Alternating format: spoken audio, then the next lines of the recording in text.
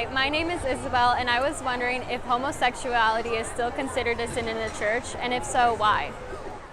Thanks for your question, Isabel. In order to answer that question the way that the Catholic Church does, we have to break it down a bit.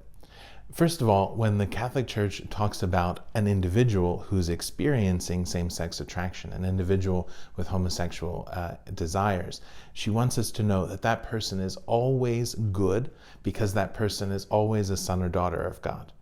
And that that person's identity comes not from their sexual attractions, but from the fact that they're created and called by God to holiness. So first of all, a person who's experiencing these attractions is good and accepted by the church. The next question is about that person's desires.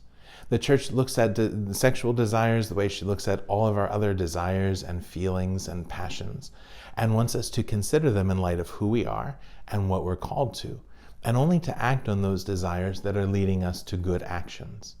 So the church teaches that homosexual desires, a desire for intimacy with a person of the same sex, is not a good desire and not a desire that a person should act on. But the church also reminds us that it's never a sin just to feel a feeling. And so no person is condemned or rejected just because they experience same-sex attractions. No one is excluded from the church just for having these feelings. And then the third question is, what about actions? And the church says very clearly that any sexual intimacy outside of the context of marriage is a sin.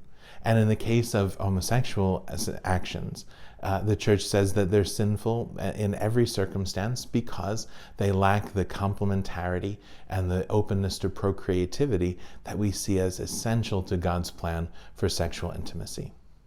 So yes, the church still teaches that same-sex sexual intimacy is sinful, but she wants us to remember that people who are experiencing same-sex desires are not sinners just for feeling a feeling, and that every person is created in the image and likeness of God, called to holiness, and called and helped by God to hear His will and to carry it out.